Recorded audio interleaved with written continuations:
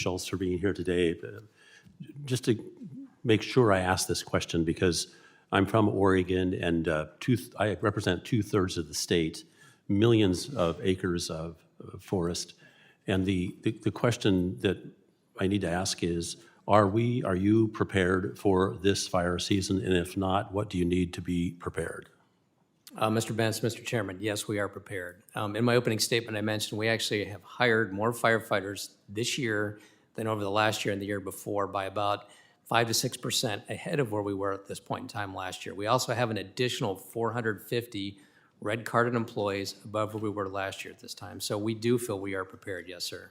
And you know that we stand ready to do whatever you tell us we need to do, at least try, but you need to tell us. So if your opinion changes, let us know, please. Let me shift to a question that was asked to you earlier by Congressman McClintock, and the issue was litigation.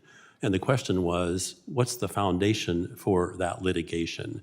And I don't think we quite got to it, but it would be my understanding from my 6th year on this committee that the primary basis for litigation is the Endangered Species Act. Is that correct?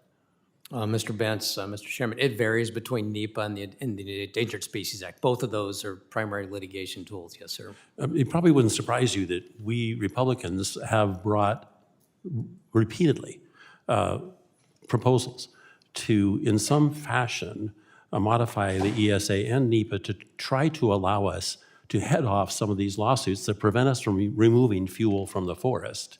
And our colleagues on the other side of the aisle have repeatedly opposed such actions.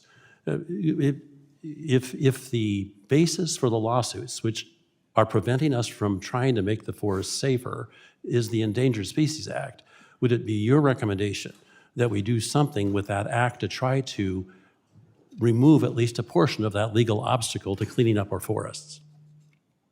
Mr. Bentz, Mr. Chairman, I think it's always good to look at statutes and legislation that we have and review that to see what can be done. But I also know administratively the Fish and Wildlife Service is taking a hard look at rules and regulations, things that they can do, whether Congress acts or not. But I think it's in your purview to take a look at those statutes.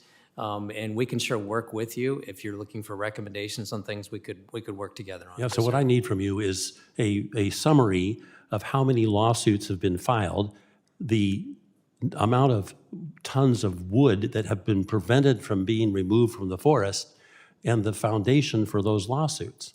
Because we need to be able to call out to these communities that have been destroyed by fire who allowed the forest or prevented us from cleaning up the forest that then allowed people to die and millions of acres of timber to be destroyed, not to mention housing. But we need to call out who is responsible. We need your help in doing that. So can you provide us with a couple of things? First, the reference was to the immense overgrown condition of the forest. Is that correct? Is that a correct statement? I think the word was morbidly overgrown, used by Congressman McClintock. Was he correct? Mr. Bentz, Mr. Chairman, yes, sir. So just to put it in context, we have 193 million acres, as has been cited previously. About 112 million acres, or more than 2/3 of the national forest roughly, is in some condition at either high or very high risk of catastrophic wildfire or infested with insects and disease. So we have significant forest health issues across the country, predominantly in the West. Yes, sir. So we hear constantly about, again from many, but certainly on the other side of the aisle, all about scenic values, conservation, preservation, education, deferred maintenance, but not a peep about the obstacles to preserve the forest that provide all of those values. So again, you're in the very best position to provide us with descriptions of the immense risk that's been created by these incredibly overgrown forests. I've heard numbers like 2,000 stems per acre when there should be something like 80. And how in the world do we address this issue when we're constantly being prevented from doing so by laws like the Endangered Species Act? I'm not suggesting repeal. I'm suggesting modifications so we can actually preserve the very thing that we want. I very much appreciate you being here today. And Mr. Chair, I'd like to offer for the record the report from the National Interagency Fire Center that talks about the incredible danger this year that we're facing. So, without objection. Thank you so much. Thank you, Chief Schultz. Yield back.